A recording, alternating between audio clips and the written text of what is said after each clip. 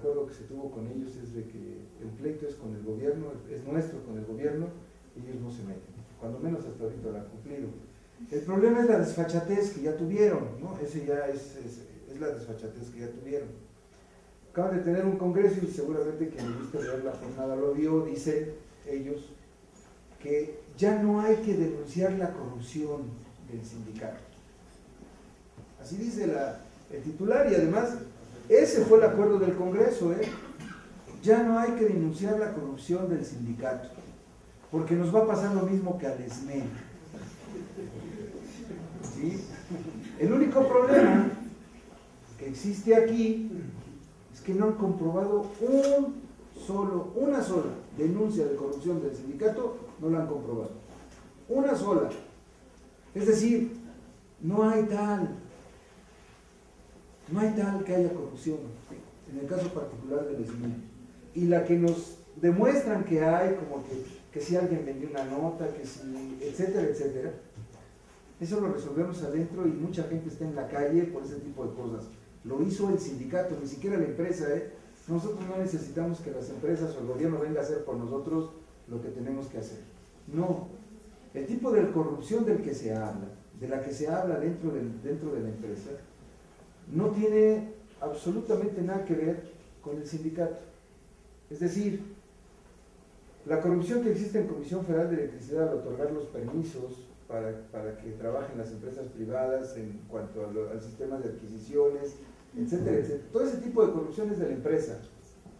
En el caso de Luz y Fuerza del Centro, no participa el sindicato en ese tipo de condiciones. O sea, nosotros estamos fuera de eso. Si Comisión Federal de Electricidad y el sindicato participan, no lo sabemos. O sea, tampoco los andamos espiando, no sabemos ese tipo de cosas. Pero usted nada más imagínense la desfachatez cuando dicen, por acuerdo de asamblea, del Congreso, ya no denunciemos la corrupción del sindicato, porque nos va a pasar lo mismo que al ESME. Es decir, ellos están seguros, ellos saben que les va a ocurrir lo mismo que nosotros, porque la política del gobierno es única, es un rasero para todos los que tenemos organización sindical, y dicen ellos, bueno, está bien, pero que seamos los últimos, ¿no?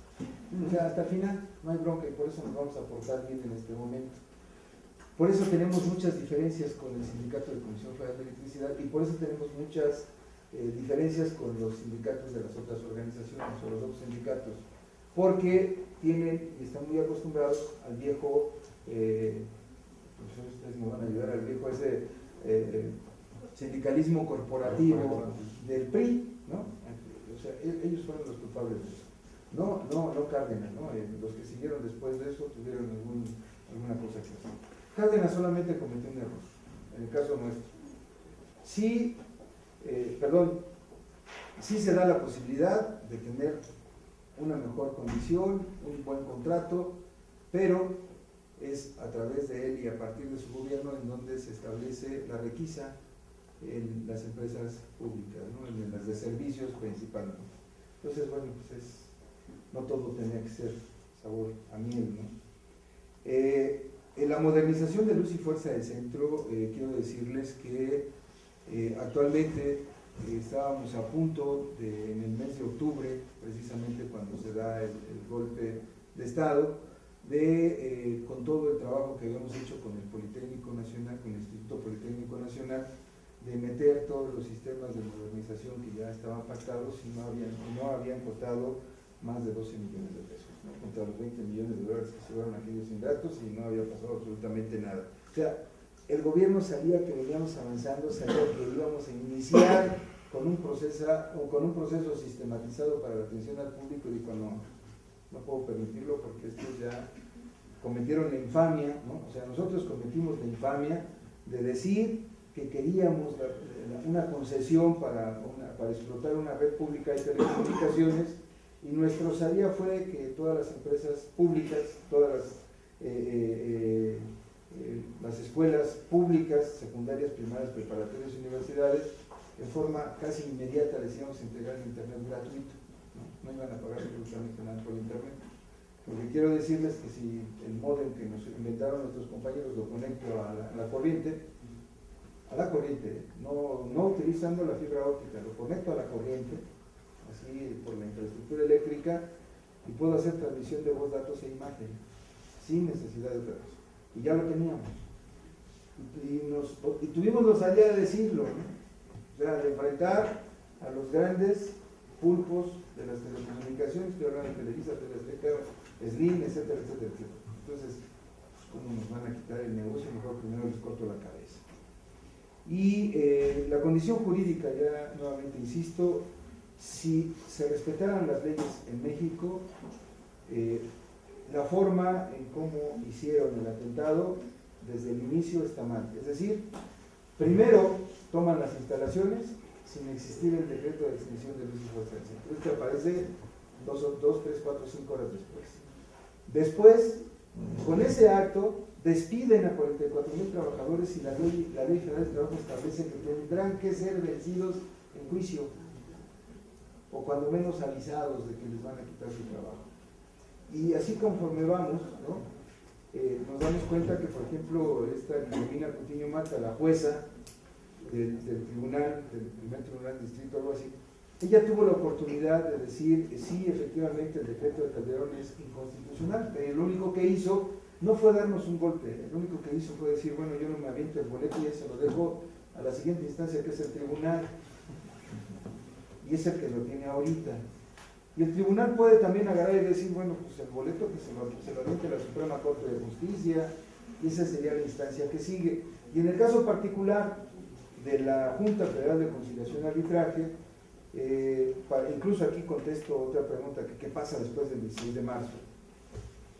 El amparo que nosotros metimos por la inconstitucionalidad del decreto de extinción tiene que ver también con el asunto de que la suspensión definitiva que se nos otorga, que se nos otorgó en ese momento, tiene que ver con el asunto de que la Junta Federal de Conciliación y Arbitraje no puede dictar ningún tipo de resolución hasta en tanto no esté resuelto este problema. Entonces, con esto quiero decirles que dice también la ley que si para el 16 de marzo ninguna de las partes mete ninguna modificación a los contratos o al contrato colectivo de trabajo, este se considera vigente por el mismo tiempo de su vigencia, es decir, 2 años más. Está enlazado un problema con el otro, no va a terminar el otro problema antes del 16 de marzo y por lo tanto no puede terminar la vigencia del contrato colectivo de trabajo del Sindicato Mexicano de Electricistas.